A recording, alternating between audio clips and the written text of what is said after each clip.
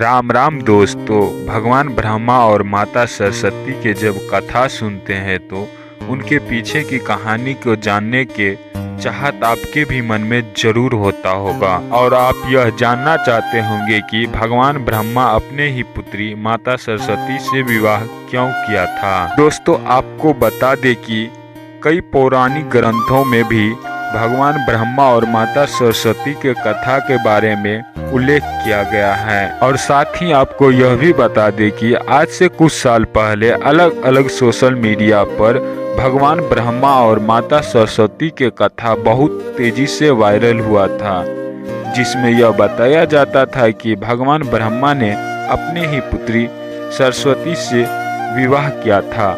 दोस्तों, आज हम इस वीडियो में आप लोगों को भगवान ब्रह्मा और माता सरस्वती के कथा को सुनाते हैं। इससे पहले आप सभी से कुछ रिक्वेस्ट है कि अगर आप हमारे YouTube चैनल सनातन बचाओ पे नए हैं तो प्लीज़ हमारे चैनल को सब्सक्राइब कर ले और वीडियो अच्छा लगे तो वीडियो को लाइक और शेयर जरूर करें। दोस्तों, भगवान ब्रह्मा और माता सरस्वती का यह कथा उस समय की है जब सृष्टि की रचना हुई थी। मित्रों, आपको बता दें कि पौराणिक ग्रंथों के अनुसार सृष्टि की रचना भगवान ब्रह्मा के द्वारा किया गया था।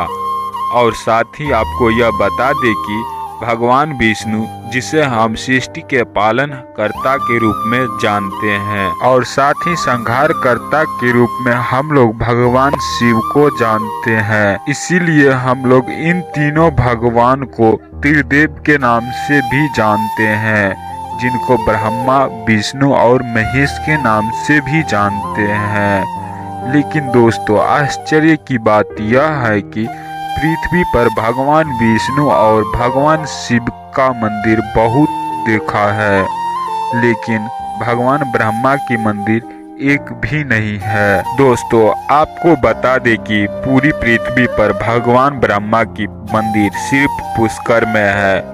दोस्तों, पौराणिक ग्रंथों के अनुसार भगवान ब्रह्मा की पृथ्वी पर पूजा न होने के कारण माता सरस्वती से जुड़ा हुआ कुछ कथा है। इस कथा का उल्लेख सरस्वती पुराण में किया गया है। सरस्वती पुराण के अनुसार सृष्टि की रचना करते समय ब्रह्मा ने सीधे अपने वीर्य से सरस्वती को जन्म दिया था। इसीलिए ऐसा कहा जाता है कि सरस्वती माता को कोई माँ नहीं है, केवल पिता ब्रह्मदेव थे। माता सरस्वती को विद्या की देवी कहा जाता है, लेकिन विद्या की देवी माता सरस्वती बहुत खूबसूरत और आकर्षक थी कि स्वयं ब्रह्मा जी भी माता सरस्वती के आकर्षक से खुद को बचाकर नहीं रख पाया और उन्हें अपने अर्धांगिनी बनाने पर विचार करने लगा। माता सरस्वती भगवान ब्रह्मा जी की इच्छा को जान गई थी। वह अपने पिता से विवाह नहीं करना चाहती थी। वह ब्रह्मा जी की नजरों से बचने का बहुत प्रयास किया, लेकिन उनके सभी प्रयास असफल रहे। अंत में माता सरस्वती जी को ब्रह्मदेव से विवाह करना पड़ा, लेकिन ऐसा माना जाता है कि इसकी देवलोक में बहुत आलोचना हुई और यही कारण है कि ब्रह्मदेव को पृथ्वी पर पूजा नहीं किया जाता है। दोस्तों, सरस्वती पुराण के अनुसार कहा गया है कि भगवान ब्रह्मा और माता सरस्वती ने 100 साल तक एक जंगल में पति पत्नी के रूप में बिताया था। इस दौरान भगवान ब्रह्मा और माता सरस्वती में प्रेम बना रहा। इन दोनों का एक पुत्र भी हुआ था। इस पुत्र को स्वयंभू मन्नु के नाम से जाना जाता। दोस्तों, ब्रह्मदेव और माता सरस्वती के एक और कथा है, जो मत्स्य पुराण के अनुसार ब्रह्मदेव के 5 सिर थे। कहा जाता है जब ब्रह्मदेव ने सृष्टि की रचना की तो वह इस समस्त ब्रह्मांड में अकेले थे।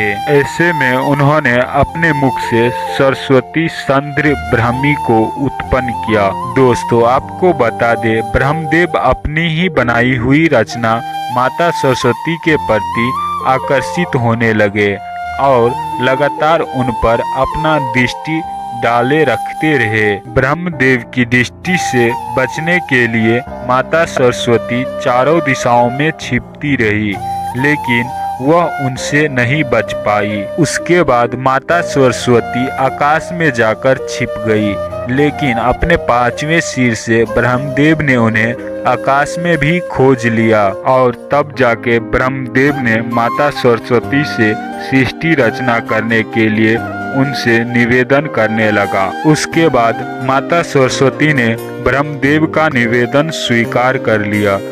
तब जाके माता सरस्वती और ब्रह्मदेव के बीच में विवाह हुआ। ब्रह्मदेव ने माता सरस्वती से विवाह करने के पश्चात 100 वर्षों तक एक जंगल में बिताया और उस जंगल में माता सरस्वती को एक संतान प्राप्त हुआ जिसका नाम मनु था। ब्रह्मदेव और माता सरस्वती की यह संतान मनु को पृथ्वी पर जन्म लेने वाला पहला मानव कहा जाता है।